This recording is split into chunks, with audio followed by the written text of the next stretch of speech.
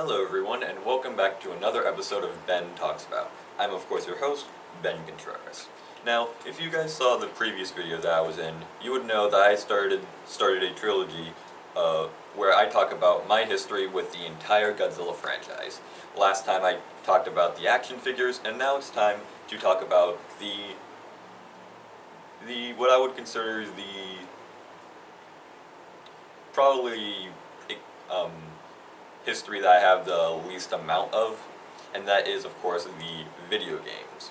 Now, Godzilla has had his fair share of spotlight in the gaming world, with his last game being released not too long ago, to rather lukewarm reception, I might want to add. But still, I think Godzilla has an overall okay reputation as a video game character.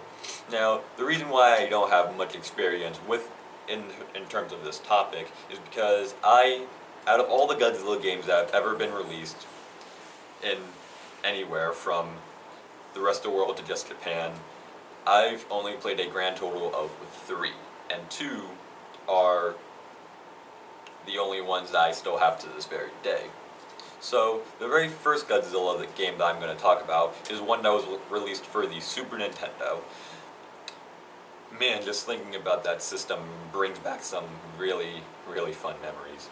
But, yeah, on the Super Nintendo came a game called, of course, Super Godzilla. Now, whenever you hear someone, like, reviewing this game, usually it gets a rather bad rap for a couple of reasons. But as a kid, I didn't really care if the game was really actually good or not. I was just happy to see me be able to play a Godzilla video game. But still, looking back at it, it really wasn't as bad as I feel like many people think it is.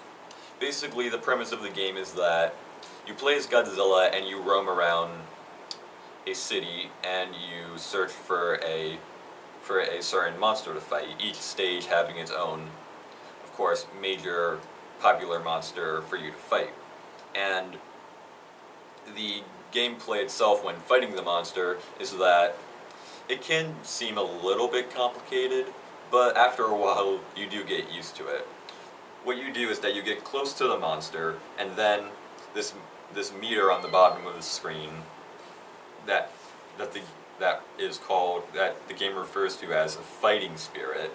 You get close to the monster, you punch them, then you move back, and then you get to choose what I would probably consider like a special move, whether it be Godzilla swinging his tail to doing a charge attack, to breathing, of course, his atomic breath. It's sort of like as if you're trying to combine a fighting game with an RPG, in a way.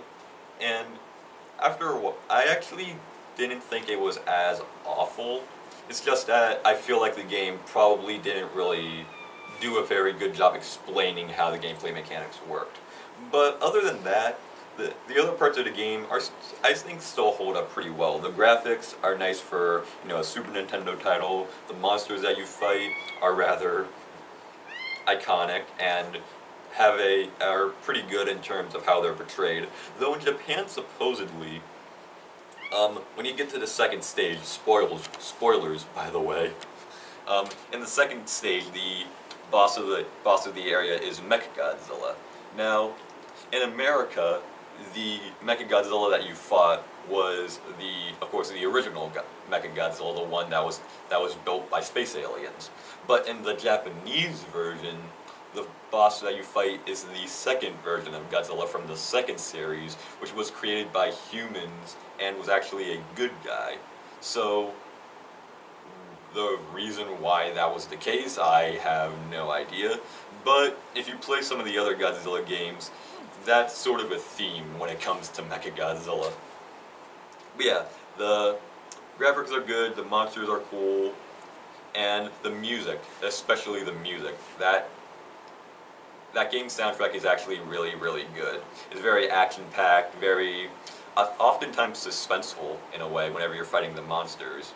Especially the final boss music. That one, I listen to that way more than I probably should.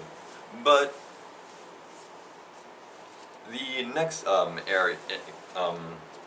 in my Godzilla gaming career goes all the way up to the Nintendo GameCube, with what is probably what I would consider one of the best Godzilla games that was actually ever created, and that is Godzilla Destroy All Monsters Melee for, of course, the Nintendo GameCube. Although I believe it was also released on the PS2 and the original Xbox. And this game, there isn't that a whole lot, anything that's overly complicated to explain. You have a bunch of monsters, and then you fight in a city, in all 3D and stuff. And the game, I feel like, is sort of comical when it comes to the physics, because monsters that you're able to like grab the monsters and lift them up in the air. So, like, characters that you think would not be able to carry each other are suddenly able to do so. Like, you're able to have, like, Anguirus, who's, like, way shorter than Godzilla, pick up someone like Destroya, who's, like, 1,000,000,000 feet tall. And you're also able to do the same thing with the buildings. You're able to lift up the building and throw them at the monster, and somehow these buildings are so durable that they don't even like get like demolished when they're picked up. It's as if they're just made out of they're all just made out of like cardboard or something. Maybe that's probably a really bad analogy of it, but the game is still extremely fun. The amount of areas that they have for you to fight is pretty good. The roster is a little bit small, but it does include a lot of iconic characters like the 90s and 2000 version of Godzilla, Mechagodzilla, King Ghidorah, all that good stuff. Though for some reason, the last hidden character that you have to unlock is Orga from Godzilla 2000, and for some reason, with all the other unlockable characters, you could sort of see like their silhouette. It looks the same, but it's just a little bit faded in, so it looks like you can't play as them. But for Orga, they have it so that his portrait is just completely black until you unlock him, which is kind of confusing considering that out of all the monsters, Orga really made the least amount of impression considering that he was only in one movie. But yeah, if you want to really get started on playing Godzilla games, I definitely suggest that you start with this one. And the final game in my Godzilla gaming career is all the way to just one console later with the Nintendo Wii title, Godzilla Unleashed.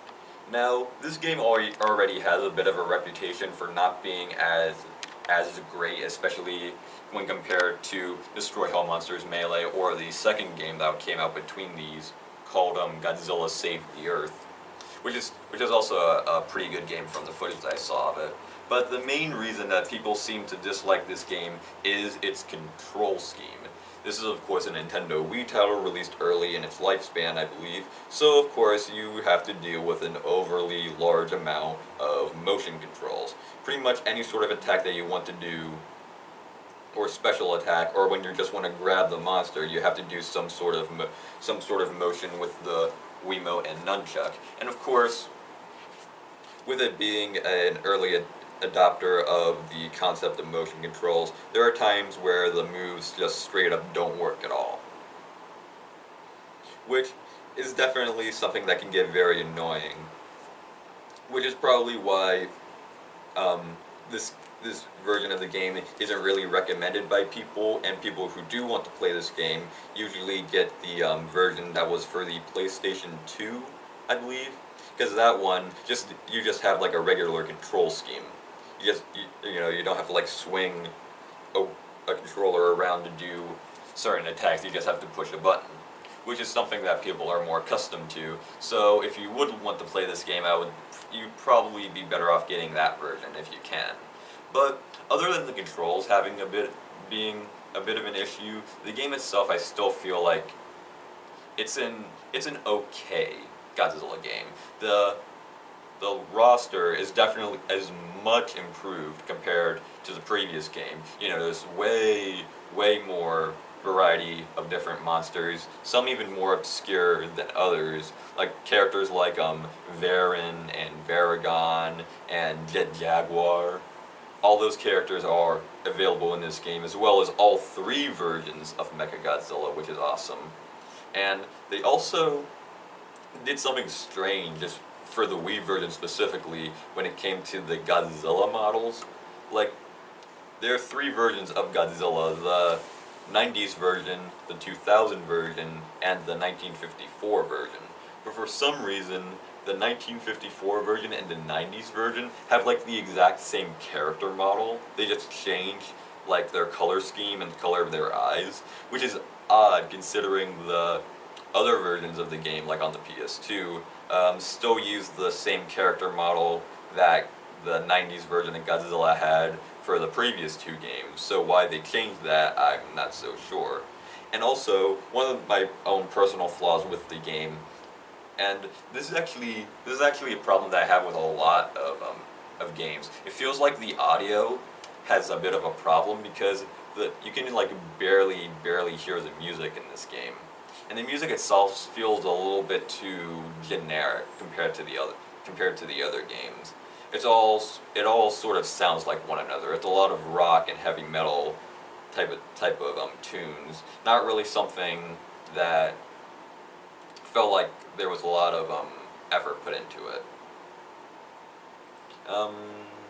Also, I counted a few times where in the story mode, the game during one of the cut scenes, which are really just a bunch of still images, there are times where the game just straight up crashes during these cutscenes, which is weird, and it always seems like it's always in the cutscenes that show off the villains of the game, which are this alien group called, I believe their name was the Vortak.